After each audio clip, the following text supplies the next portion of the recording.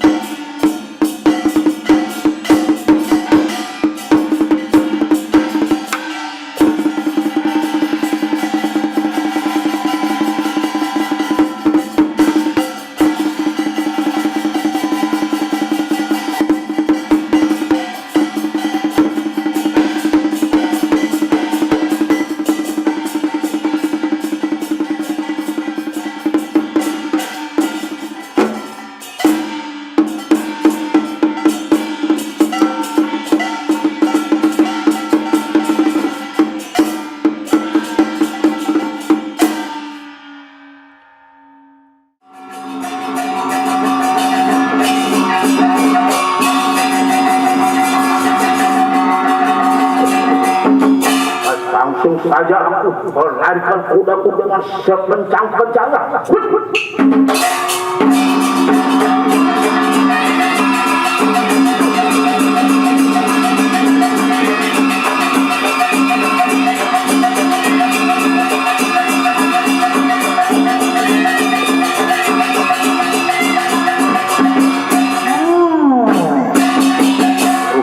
Rupanya kuda daripada Kaisobu begitu sangat cepat lari. Baik, aku akan segera kejar dengan ini menunggangi kudaku.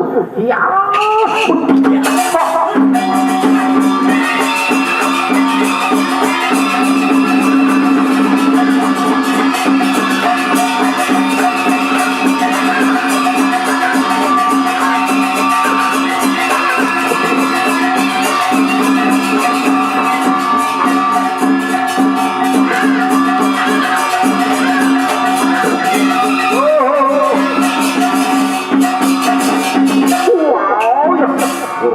ajar sekali, ternyata itu kuda sejin begitu sangat cepat lari. Baik, terakhir kali aku akan menggunakan kuda Ayu, kuda kesayanganku. Cepat kau boleh untuk gunakan kehebatanmu supaya kau bisa lari di permukaan ini lautan. Baik, langsung saja kita untuk larikan kudaku dengan sekencang-kencangnya.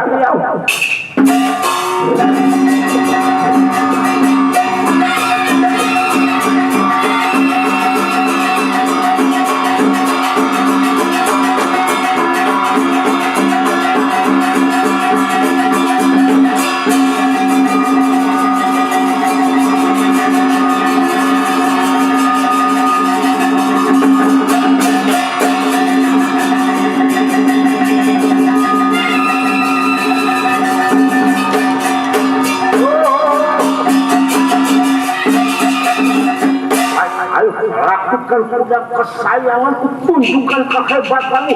Wih.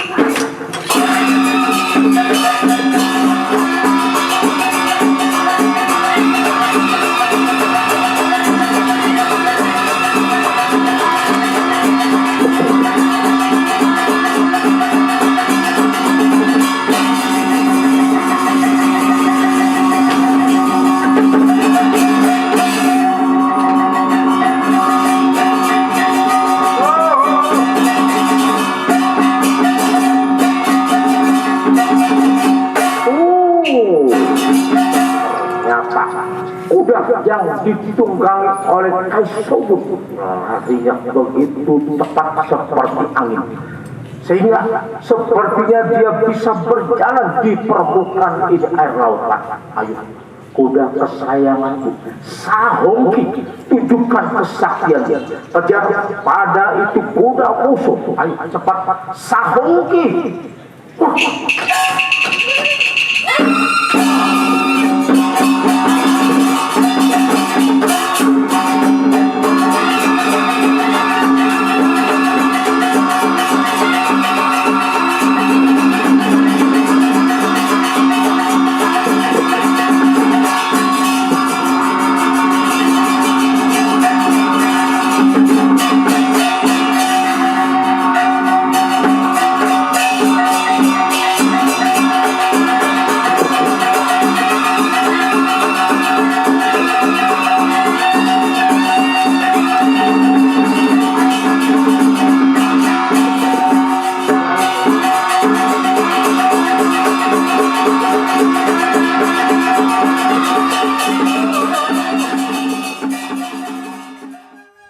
Oke, terima kasih.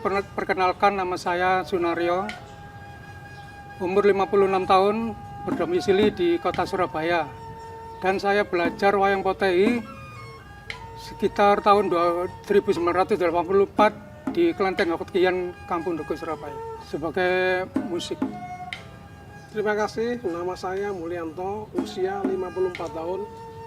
Saya berdomisili di Surabaya. Dan saya bermain potehi, belajar potehi, terutama pada saat itu sekitar tahun 1984. Kebetulan rumah saya kan dekat dengan Kelenteng Hongtekian di Jalan Dukuh itu.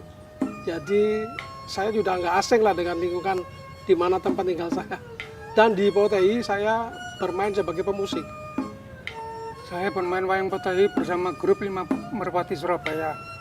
Saya bermain wayang, ikut rombongan wayang potehi itu di grup 5 Merpati juga, pimpinan Pak Soekarmudjono itu.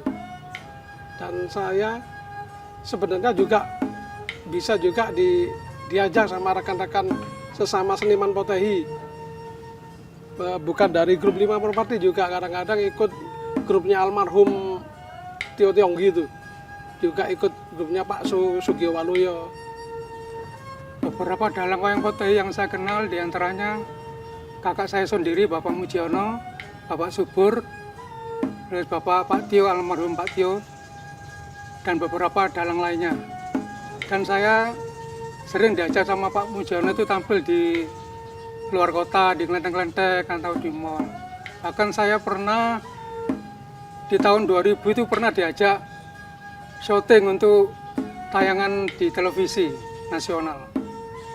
Dan baru-baru ini saya juga diajak Pak Mujiono bermain kolaborasi dengan Ketoprak Surabaya, bermain di Balai Kota Surabaya.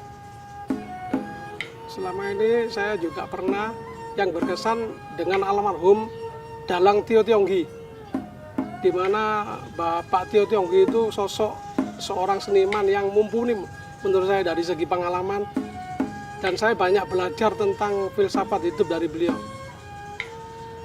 Juga dalang-dalang yang lain kayak Pak Mujiono, Pak Subur, dan juga kita sering pentas di kota-kota itu, baik itu di kelenteng, di mall, di tempat-tempat kebudayaan.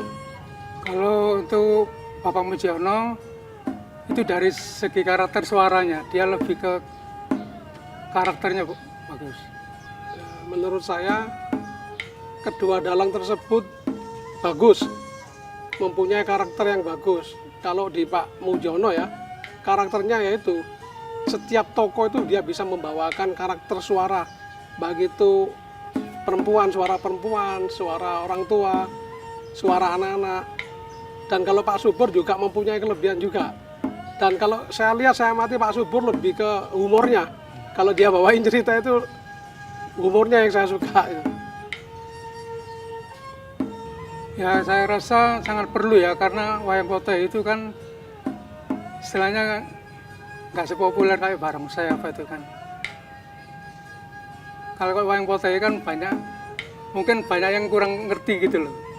Jadi untuk regenerasi itu alangkah baiknya untuk mendidik generasi baru agar banyak yang berminat ke wayang potehi. Menurut saya sama. Di potehi itu kalau saya nilai banyak sekali unsur pendidikan yang ada di potehi itu. Dan saya rasa untuk generasi akan datang ini perlu sekali dikenalkan. Kita juga ikut merasa sebagai seniman ini memberikan kontribusi lah, meskipun kita hanya sebagai seniman, tentang apa arti potehi itu. Di potehi itu banyak sekali pendidikan dari alur cerita itu banyak sekali tentang filsafat hidup, sopan santun, menghormati orang yang lebih tua itu.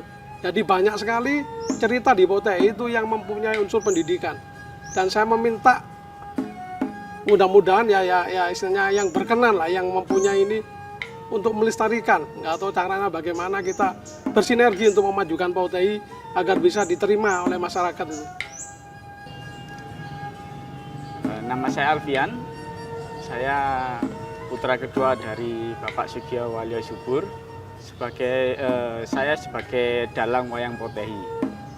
Perkenalkan, nama saya Ringo Saputra.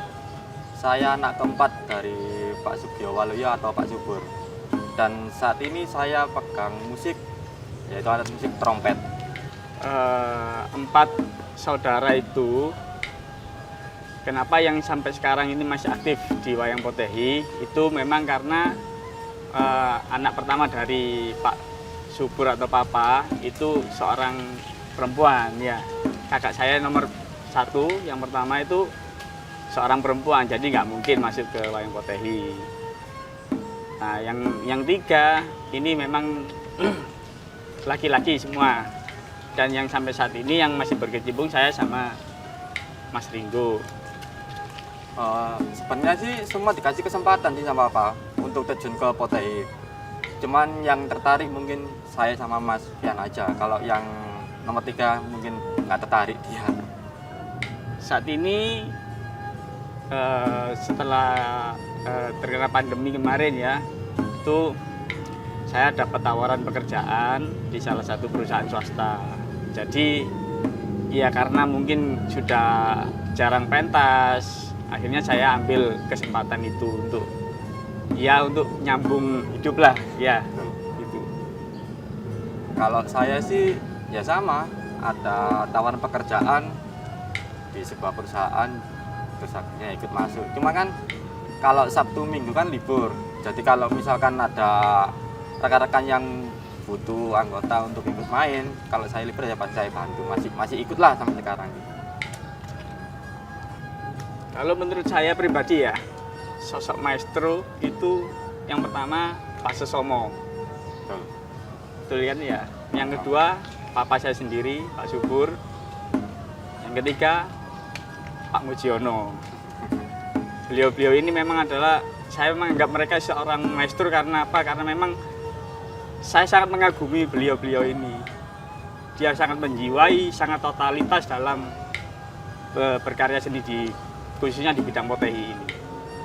Untuk adegan dapatkan kayak dialog atau apa itu, mereka masih sering menggunakan bahasa Mandarin daripada yang lain sih, menurut saya itu.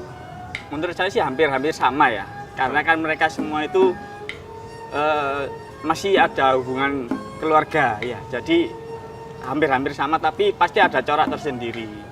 Contohnya kalau Pak Sesomo itu dia orangnya lebih tegas, kayak disiplin gitu loh, maksudnya dalam membawakan dalang ya waktu mendalang itu dia lebih tegas, lugas gitu loh. Tapi kalau papa itu lebih bisa Semua. modern, lebih modern ke modern.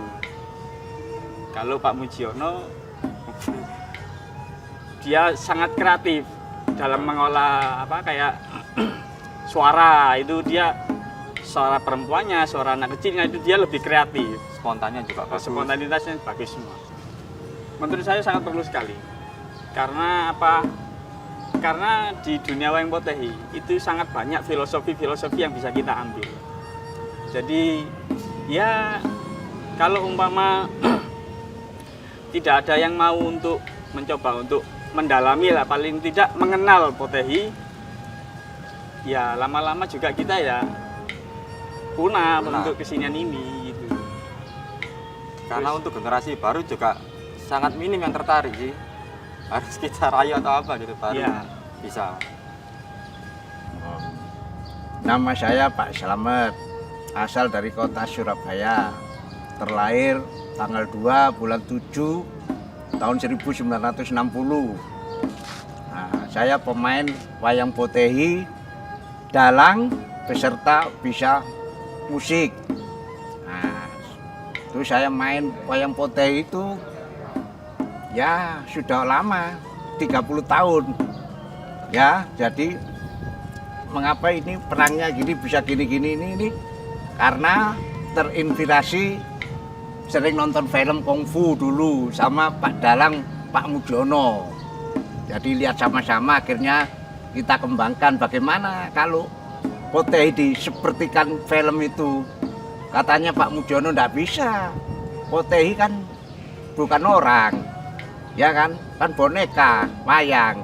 Tapi saya bisa, saya bilang begitu. Saya Pak Mujiono, iya kalau coba, ya coba. Akhirnya saya coba, ya saya sendiri pun juga latihan sama Pak Mujiono. Kungfu, guru saya namanya Kombing di Surabaya itu. Kungfu asli dari RRC. Nah itu makanya ya bisa, akhirnya ya. Nah set set set set set set set set hai set hai set set hai nah kan gitu. 5 Merpati Surabaya. Oh tahun ya 80-an lah. Tahun 80-an sudah masuk di 5 Merpati Surabaya sampai sekarang. Ya menerima ya gabungan sama Pak Subur kan Fuhoan. Ya kolaborasi lah. Nanti sana kurang kita bantu, sini kurang kita minta bantuan Pak Subur, Fuhoan. Itu jadinya 5 Merpati sama Fuhoan itu ya saling kerjasama lah, saling mengisi kekosongan itu. Dari dulu kalau sampai sekarang itu Pak Sesomo itu maestro, terus Ong Ingting tuh sampai sekarang ya Pak Mujiono, Pak Subur, itu aja sudah, lainnya enggak, kurang maestro lainnya. Oh pasti ada kelebihannya. Kalau itu Pak Sesomo itu tata bahasanya bagus, sangat bagus sekali Pak Sesomo. Tuh, nah Pak Mujiono pun juga demikian, sama cuma kalah tata bahasanya sama Pak Sesomo. Pak Subur juga sama mestinya, cuma ya itu kalah sama Pak Sesomo semua itu. Tata bahasa lo ya, bukan permainan, tata bahasanya itu. Mukul ya ini kan senjata, kanan ini kan gini ya, mesti cuma gini tok lo. Nah, tarik lagi, pukul sini, tarik lagi gini, sentek sini, ya tarik lagi sentek sini. Nah itu doang. Kalau nendang ini ditarik gini, sentek lo. Sentek ini kan bisa melayang nih, kakinya kan bisa melayang, jadi seperti orang nendang gitu. Nah, itu prakteknya gitu, teorinya itu. Ya kalau anu ya campuran ya Bruce Lee, ya Jackie Chan, Jet Li itu. Pukul straight seret. Nah gini kan, ini pasti orang ditusuk pasti ngeles kan, tusuk sini ngeles sini, tusuk sini ngeles sini, tusuk sini gini, ya kan? Nah ini nyerang ganti loh, nyepet gini. Nah ini pukul sini ngeles sini, kasih perutnya ke belakang dia, mau tusuk tangkes, iya kan itu. Wah enggak ada hafalan, sudah di luar kepala sudah. Di luar kepala dia sudah hafal betul, sudah mana itu tujuannya mana ini sudah. Kalau kaki ini kan mau gini seret, nah kan sentakin kan nendang ini loh, gini kan ini ya gitu loh, disentak gini aja sudah naik kakinya itu. Kalau nggak pakai senjata ya sama mestinya teorinya, kalau nggak pakai senjata kan teorinya sama. Ini kan mau dipukul kan pasti ancang-ancang dulu, pukul ya sikat gini ya segini ya, ini seret pukul set tendang dulu jatuh. Kan gitu. Nah itu pukul lagi seret, iya atas tengah bawah atas, iya itu ya seperti orang silat sungguhan itu. Seperti di film-film itu.